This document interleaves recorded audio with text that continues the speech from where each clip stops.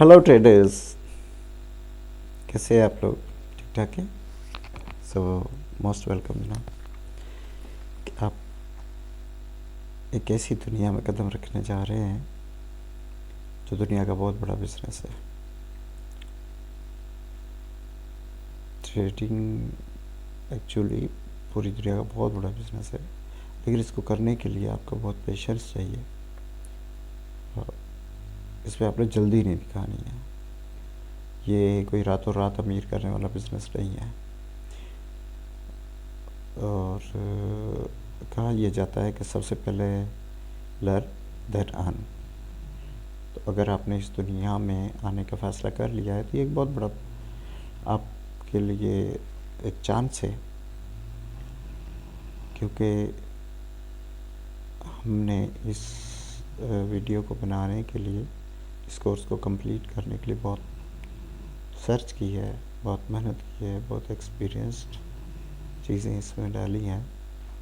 और अगर आप इस कोर्स को कंप्लीट कर लेते हैं तो काफ़ी चांसेस हैं कि आप इस बिज़नेस से एक अच्छा बिजनेस प्रॉफिट कमाने में कामयाब हो जाएंगे।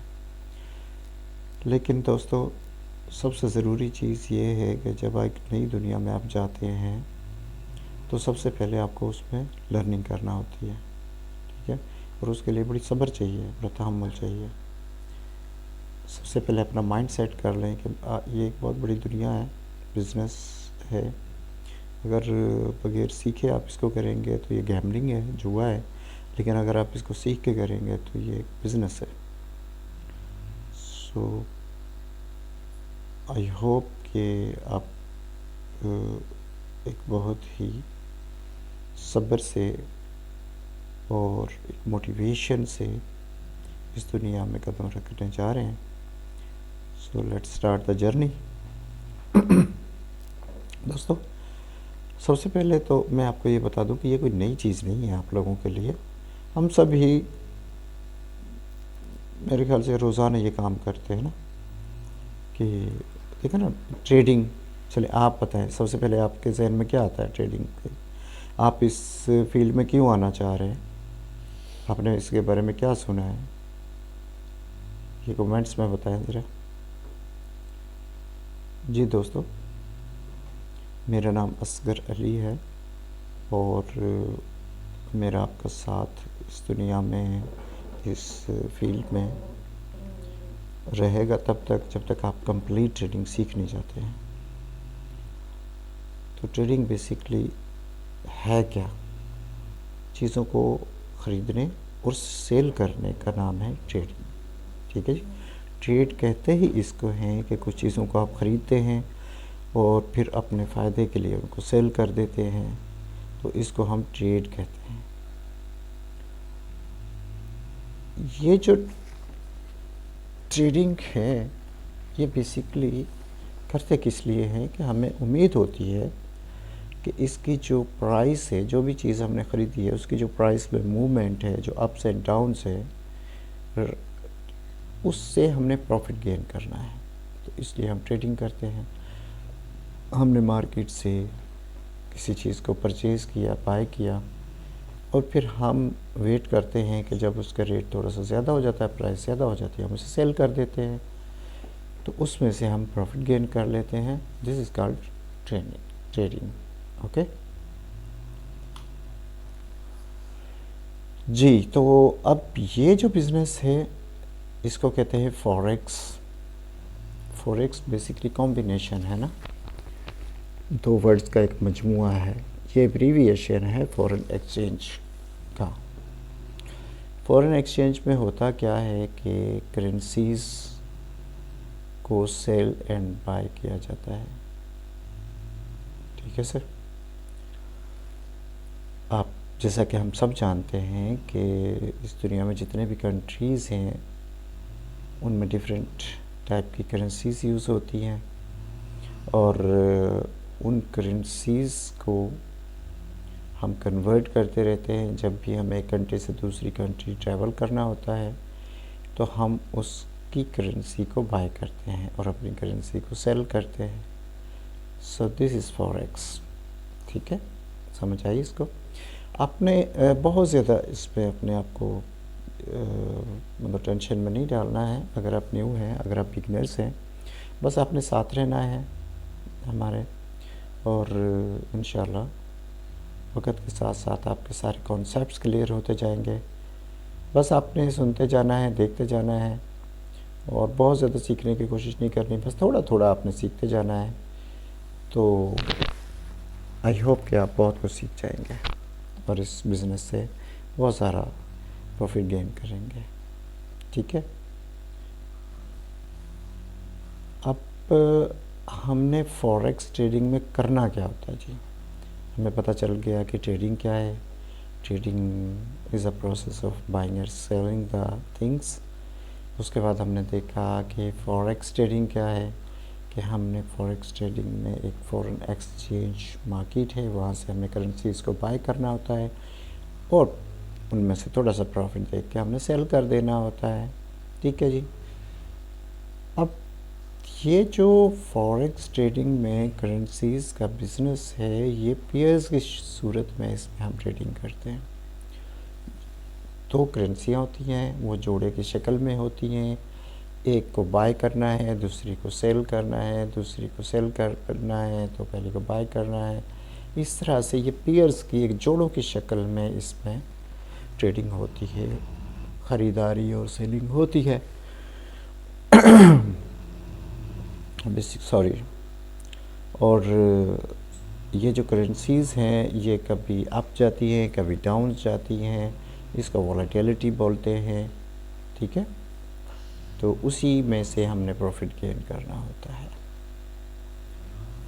अभी हम देखते हैं कि ये जो करेंसीज़ है, इनकी आम तौर पे हमें ज़रूरत कब पड़ती है, जब हम एक मुल्क से दूसरे मुल्क सफ़र करते हैं तो हमें जिस मुल्क के लिए हम सफ़र कर रहे हैं उस मुल्क की करेंसी चाहिए होती है, क्योंकि वहाँ पे जाके हम अपने मुल्क की करेंसी को तो यूज़ नहीं करेंगे ना। अभी अगर हमने सऊदी अरेबिया जाना है तो हम पाक रुपीज़ तो वहाँ जाके यूज़ नहीं करेंगे, बल्कि सऊदी रियाल यूज़ करेंगे। अगर हमने अमेरिका जाना है तो हम वहाँ पर भी पाक रुपीज़ यूज़ नहीं कर सकते, हम वहाँ पे जाके भी US डॉलर ही यूज़ कर सकते हैं। सो हमने पाक रुपीज़ के बदले में हमने US डॉलर को बाय करना होता है और पाक रुपीज़ को सेल करना होता है। This is very easy example for understanding. Okay guys, so very simple सी बात है कि ये जब हम करेंसीज़ को बाय और सेल करते हैं तो इनके दरमियान फ्लक्चुएशन होती है। फ्लक्चुएशन से मुराद है कि इनकी जो प्राइसेस हैं वो कम से ज़्यादा होती रहती हैं, एक जैसी तो नहीं रहती ना। आए दिन हम सुनते रहते हैं कि पाकिस्तान में कि आज US डॉलर बढ़ गया है, आज US डॉलर कम हो गया है, आज US डॉलर की रेट इतना ज़्यादा हो गया, आज US डॉलर का रेट इतना कम हो गया, पाक रुपीज़ की वैल्यू बढ़ गई है, पाक रुपीज़ की वैल्यू कम हो गई है। सो ये डिपेंड किस पे करता है, सप्लाई एंड डिमांड पे।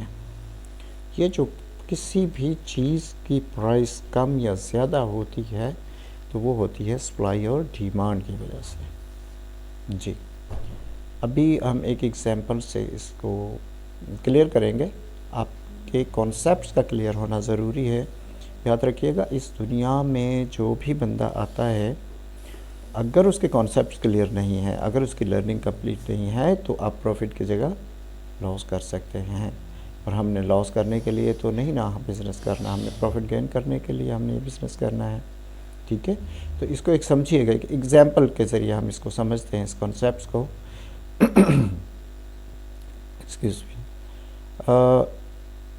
अगर हमारे पास 1 लाख रुपए हैं, पाकिस्तानी 1 लाख रुपए हैं, और हम US डॉलर्स में बाय करना चाहते हैं, और जो करंट रेट है US डॉलर का वो है 269.55, यानी कि 269.55 रुपीज़ 1 डॉलर की वैल्यू है। तो अभी आप कैलकुलेट कीजिएगा कि कितने डॉलर हम ख़रीद सकते हैं 1 लाख रुपीज़ में, पाकिस्तानी रुपीज़ में। प्लीज़ करके ज़रा कमेंट्स में बताएं जी।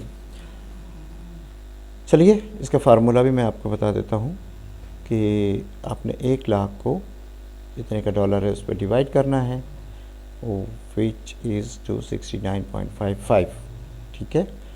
और इसमें आपके आएंगे $370.99, यानी कि अगर हमारे पास 1 लाख रुपया है और उसका करंट रेट $1 का $269.55 है, तो हम $370.99 उसमें बाय कर लेंगे।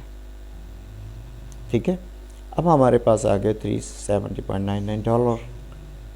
पहले हमारे पास थे पाक रुपीज़।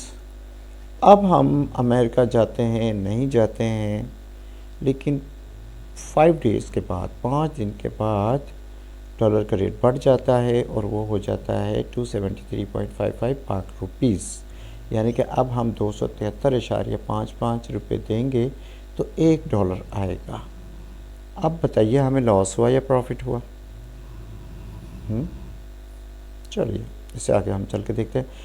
ओके, अब हम गए मनी एक्सचेंजर के पास और हमने कहा जी हमारे पास हैं $370.99 और हमें चाहिए पाक रुपीज़, यानी कि हमने इसको एक्सचेंज करवाना है, कन्वर्ट करवाना है डॉलर को पाक रुपीज़ में। अब इसका फार्मूला क्या है कि आपके पास जितने डॉलर हैं उनको पाक रुपीज़ में जो उसका रेट है, करंट रेट है, उसके साथ मल्टीप्लाई कर देना है, तो आपके पास पाक रुपीज़ आ जाएंगे। जब हमने बाय किया थे तो हमारे जो कंट्री में US डॉलर का, हमारे मुल्क में जो US डॉलर का रेट था वो था 269.55, यानी कि 269.55 रुपीज़ का $1 था। लेकिन अब हम जब सेल करने गए तो इट्स आवर लक, हमारी किस्मत के डॉलर 273.55 रुपीज़ का हो गया, यानी कि अब हमने $1 अगर ख़रीदना है या सेल करना है तो 273.55 रुपीज़ का $1 हो गया है। तो इसको जब हमने सेल किया तो वो बिका 1,01,484 रुपये और 32 पैसे का, यानी कि 101,484.32 रुपीज़ का $1 सेल हुआ और इस तरह हमें प्रॉफिट हुआ 1484.32 का। ठीक है, ये सिर्फ 5 डेज़ हमने हमने 1 लाख रुपए के लिए वो हमने अपने पास रखे और जैसे ही उसकी प्राइस ज़्यादा हुई तो हमें 1484 रुपये का प्रॉफिट हो गया।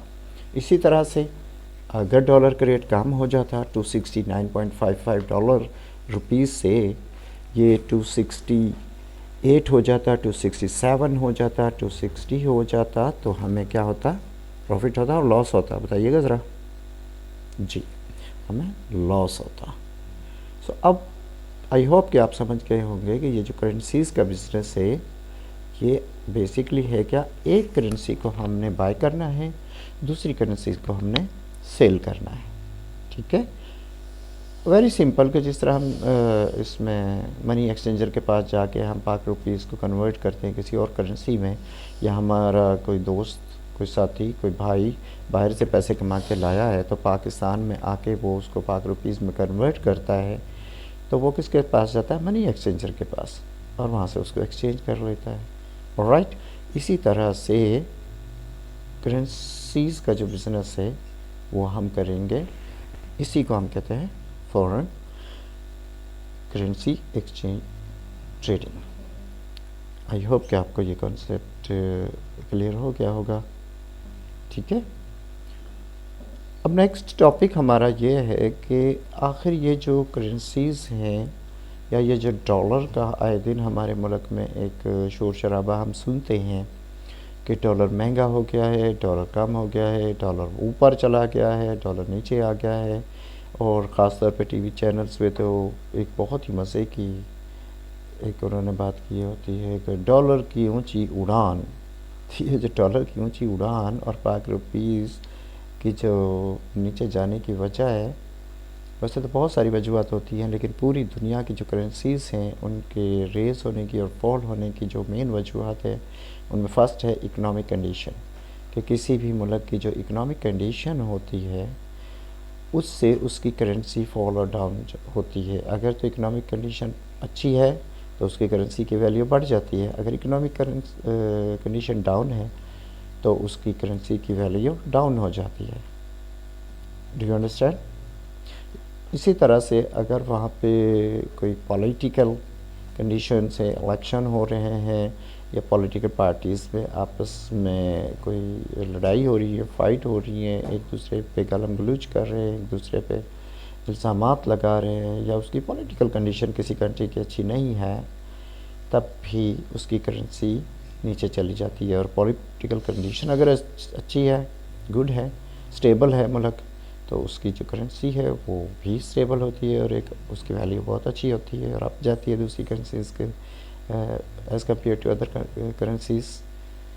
इसी तरह से जियो पॉलिटिकल इवेंट्स होते हैं, डिफरेंट इवेंट्स किसी कंट्री में अगर हो रहे थे, या कि किसी मिनिस्टर या किसी गवर्नमेंट ऑफिशियल की तरफ से कोई स्टेटमेंट आती है, लाइक स्टेट बैंक के गवर्नर की तरफ से कोई स्टेटमेंट आ जाती है, तो या सेंट्रल बैंक की तरफ से कोई स्टेटमेंट आ जाती है किसी ऑफिशियल की, तो उससे भी करेंसीज में फॉल एंड रेज आ रहा होता है। या कोई नेचुरल डिज़ास्टर जिस तरह से आ जाते हैं, कोई अर्थक्वेक आ गया, या कोई बारिशें ज़्यादा हो गई, या बारिशें बिल्कुल नहीं हुई, उनसे फसलों पे बहुत सारे इफ़ेक्ट होते हैं, तो उसकी वजह से हमारी करेंसी पे भी बहुत ज़्यादा इफ़ेक्ट होते हैं। समझ आ गई जी आप लोगों को?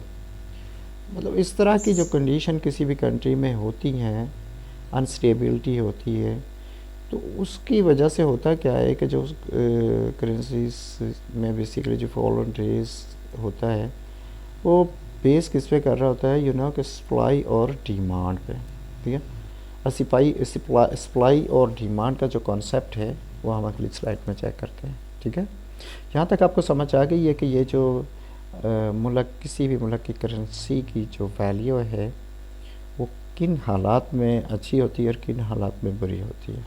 ठीक है, किन किन चीज़ों पे बेस कर रही होती है। जी, इस स्लाइड में हम कॉन्सेप्ट देखेंगे कि सप्लाई एंड डिमांड की क्या वैल्यू है, इससे फॉरेक्स जो मार्केट है उस पर क्या असर है सप्लाई एंड डिमांड का।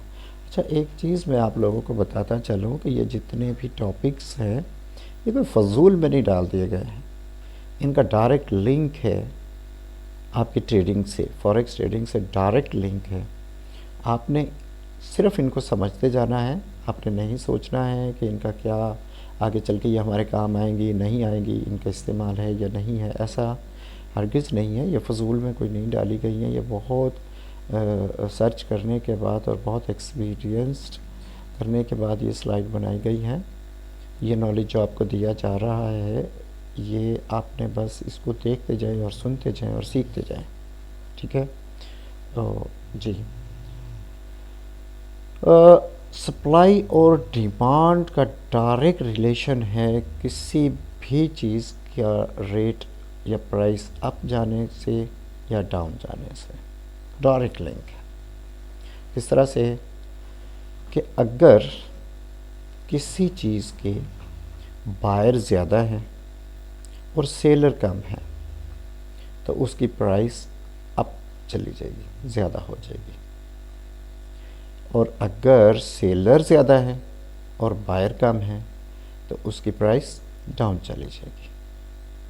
और अगर बायर और सेलर इक्वल हैं तो उसकी प्राइस रेंज में होगी।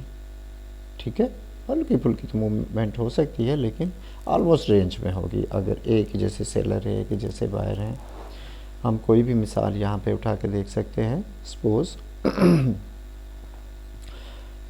जब किसी चीज़ की सप्लाई पीछे से कम होती है और उसके ख़रीदार ज़्यादा होते हैं, सपोज़ हम बात करते हैं कि जी इस दफ़ा जो पोल्ट्री है, पोल्ट्री फील्ड है, ब्रॉयलर है, मुर्गी है, सपोज़ वो कम है, लोगों ने पिछली दफ़ा नुकसान होने की वजह से इस दफ़ा कम मुर्गी डाली फार्म्स में, तो मार्केट में बायर ज़्यादा थे, मुर्गी ख़रीदने वाले ज़्यादा थे, और पीछे से जो सप्लाई है वो कम थी, तो मुर्गी का रेट ज़्यादा हो जाएगा, ऑटोमेटिकली ज़्यादा हो जाएगा।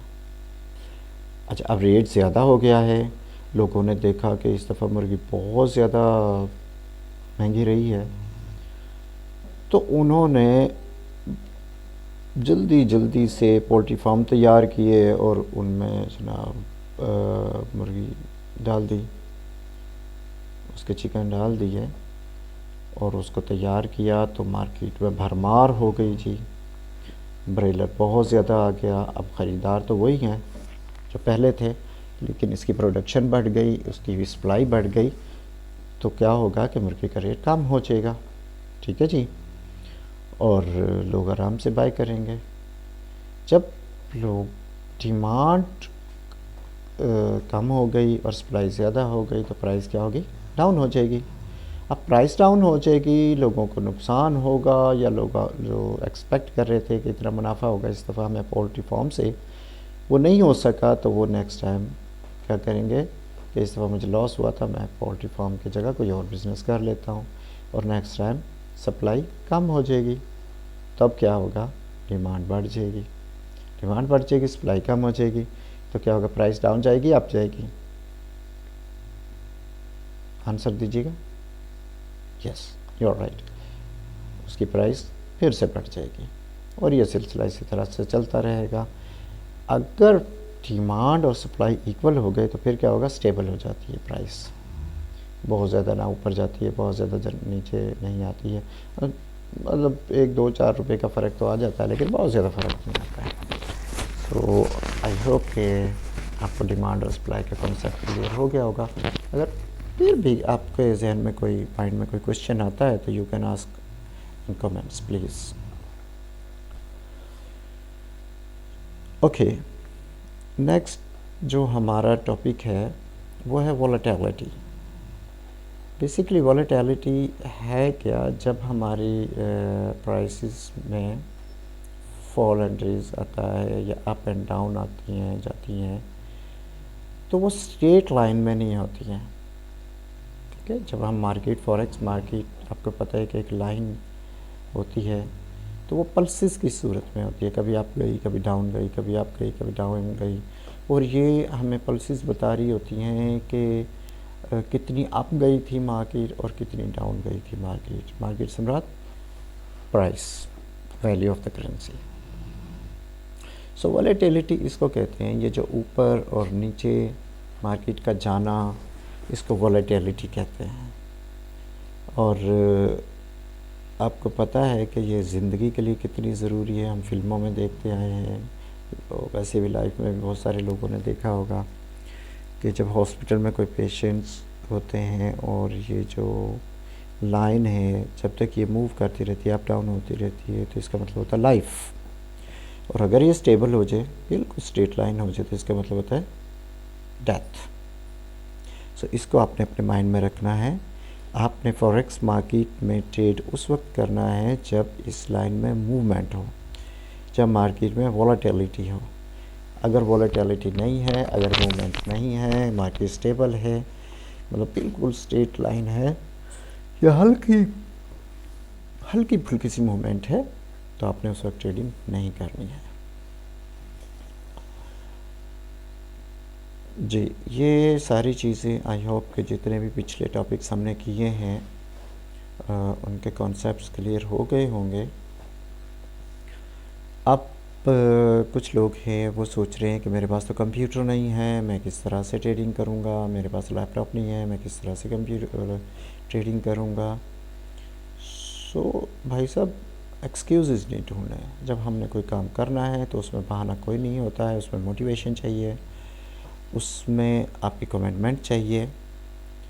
इसलिए अगर आपने कमिट कर लिया है कि आपने इस बिज़नेस में घुसना है, इस बिज़नेस से पैसा अर्न करना है, तो इसको करने के बहुत सारे तरीके हैं। आपके पास, हर बंदे के पास इस वक्त एंड्रॉयड फ़ोन है, एप्पल फ़ोन है, आप उसके ज़रिए से ट्रेडिंग कर सकते हैं। उस पर ऐप डाउनलोड करेंगे, उसके ज़रिए से हम कर लेंगे, लेकिन पहले इसको सीखना है। अभी आपने फ़ौरन से करना शुरू नहीं कर देना है।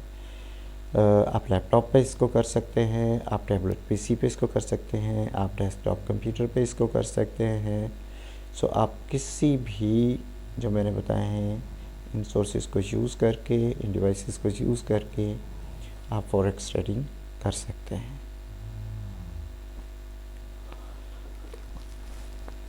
जी दोस्तों, एक बात जो आपको बताना है कि आपने नोट्स नहीं बनाने हैं, ठीक है।